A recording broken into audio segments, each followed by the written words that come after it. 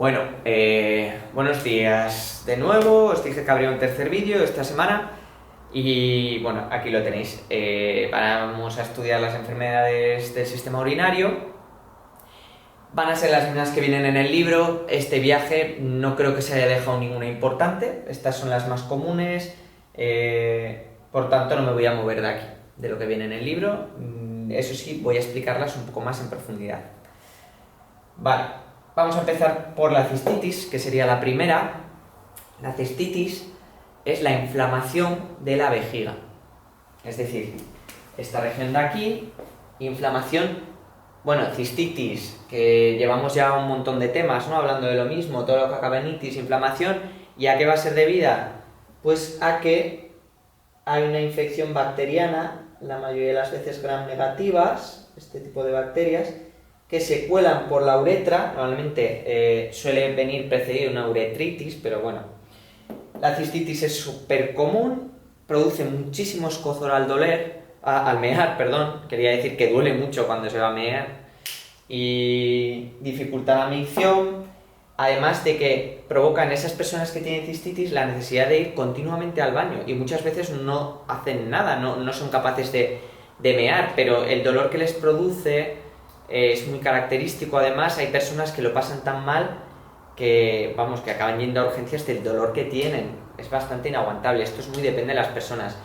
No hace falta ser mayor, además, para que te suceda una cistitis. De hecho, es súper común en chicas, por lo que expliqué el primer tema, porque al tener la uretra mucho más corta, es más fácil que les penetren bacterias y que lleguen antes a la vejiga que en el hombre. ¿Por qué se debe? Pues por muchas razones. Puede ser que hayáis estado usando un baño que no está en condiciones higiénicas como se debe y os sentáis en él. Puede ser que tengáis menos defensas en esa zona, por lo que sea.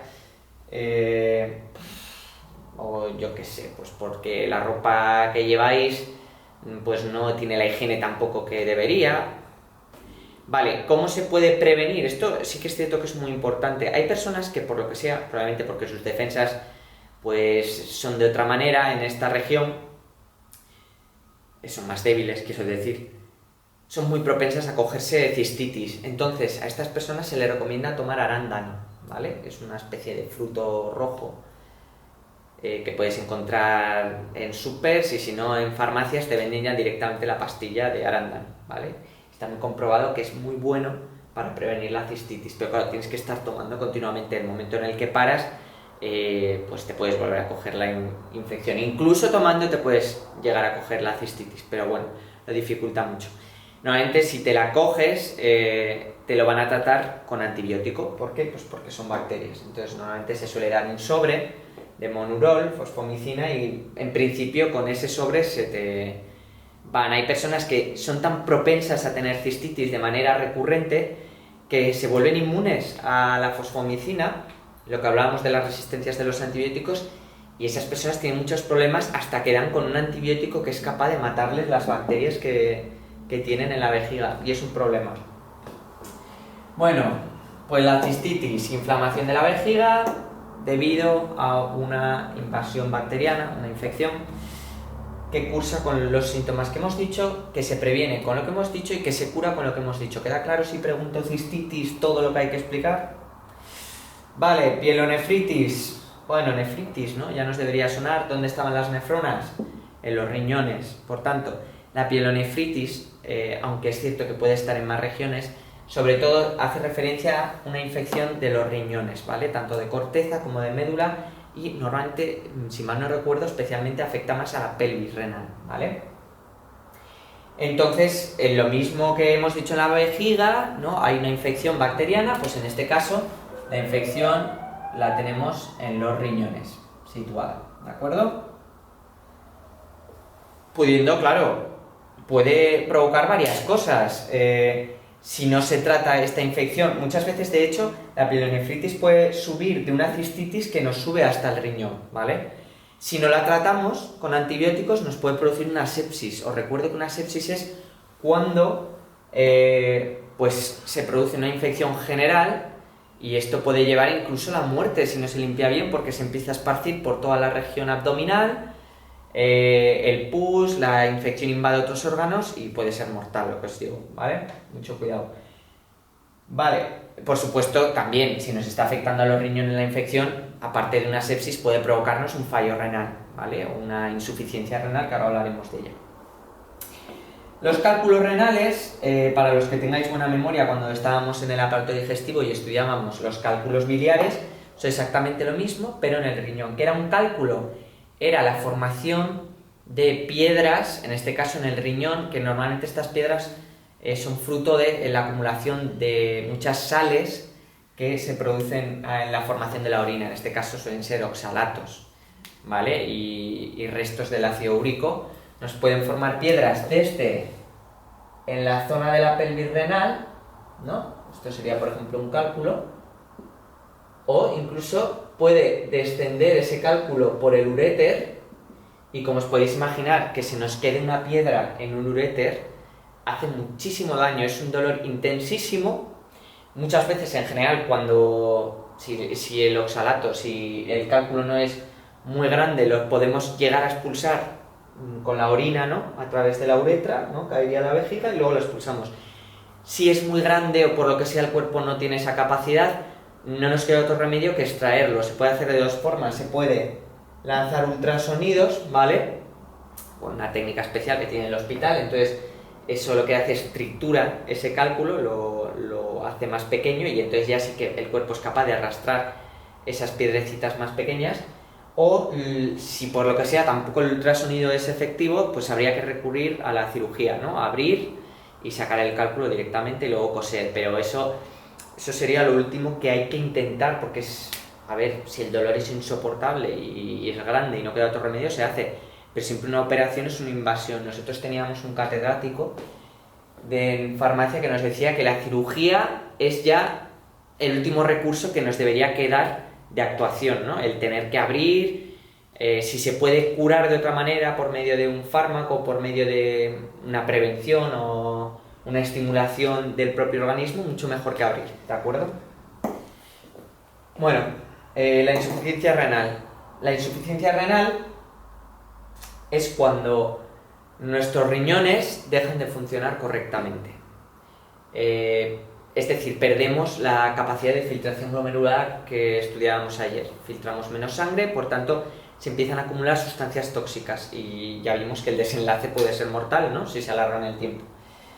Hay de dos tipos, existe la aguda y la crónica. La aguda es cuando sucede de repente, generalmente puede deberse, pues, después de una operación, sucede un paro renal, es decir, para la actividad de las nefronas. También puede deberse a ciertas enfermedades, hay muchas causas que nos pueden generar una insuficiencia renal aguda. La mayoría de las veces, si todo va bien, normalmente vuelve a funcionar, ¿no? Es como que se para una máquina, pero luego vuelve a funcionar. ¿Qué conlleva? Pues para automáticamente la formación de orina, ¿no? Dejaríamos de ir al baño. La crónica es, digamos, es más peliaguda. ¿Por qué? Suele deberse a cuando ha habido, por ejemplo, una destrucción de nefronas debido a una posible infección, ¿no? Que nos ha matado o ha necrosado parte del tejido, ciertas nefronas dejan de funcionar y por tanto cada vez filtramos menos sangre, que eso conlleva otra vez lo que os he explicado. Si tengo menos nefronas funcionando, filtro menos sangre, por tanto aumento la cantidad de toxinas en sangre, no las puedo eliminar bien como debería. Además, en los riñones, las que me quedan, las nefronas que siguen funcionando, tienen que hacer el doble de esfuerzo por las que ya no están, y eso a su vez hace que nefronas, por esta sobrecarga que tienen, también van muriendo. Entonces, la insuficiencia renal crónica es un problema, ¿vale? Que puede llegar a ser, pues, desde leve, si no es muy exagerada, a... Depende cuántas nefronas nos falten, pues es un problema para ese paciente. Los riñones no le funcionan bien. Si no le funcionan nada bien y esto va más, nos quedaría, por ejemplo, la opción de un trasplante de riñón, pero ya estudiamos en el tema de inmunología, pues que hay que buscar un donante compatible, esa persona va a tener que estar tomando inmunosupresores toda su vida, probablemente, o gran parte de su vida, para que no se genere ese rechazo entre el órgano trasplantado y tus propios linfocitos, ¿no?, que pueden atacarle. Entonces, bueno, esto serían las enfermedades. Yo no sé si os ha quedado alguna duda, pero bueno, me podéis escribir, ¿vale? Y hay algún alumno que me habéis hecho preguntas muy buenas en algún caso, que es cierto que estaría bien que las hubiese explicado. Entonces, por ejemplo, una alumna que me preguntó por qué en el riñón hablábamos de que por la arteria renal se metía sangre sucia, ¿no? Y luego cuando hablábamos del pulmón también hablaba de sangre sucia. Vale, voy a explicar esta duda porque es muy buena. Cuando hablo de que por la arteria renal se mete sangre sucia, me refiero a que es sangre que no está filtrada, de lo que hablábamos ayer, de sustancias que no le van bien. Cuando hablo de sangre sucia en el pulmón, realmente me estoy haciendo referencia a sangre sin oxígeno, no es que esté sucia, ¿vale? Es que está desoxigenada, por tanto, al cuerpo ahora mismo ya sabemos que necesita que le llegue oxígeno continuamente a las células. Esa sangre que yo llamaba sucia que entra al corazón y que tiene que ir al pulmón, simplemente es sangre que no tiene oxígeno. Entonces, diferenciamos sangre sucia con toxinas que va al riñón a filtrarse y sangre sucia que entra a los pulmones, que la palabra más adecuada sería sangre sin oxígeno o desoxigenada, ¿vale? Que no tiene el suficiente oxígeno para irrigar a las células, ¿de acuerdo? Pues bueno, en principio estas son las claves que hay para esta semana, no voy a dar nada más y hemos terminado el tema, ¿de acuerdo? Nos vemos la semana que viene para empezar nuevo tema y esperemos que esto no se alargue mucho más porque ya me gustaría ir haciendo, ¿no?, con esto y un poco más, un examen habría que hacer, pero bueno, ante todo calma. Oye, si no se puede, pues ya pensaré otra manera de evaluar este tema, ¿de acuerdo? Pues nada, que disfrutéis del puente.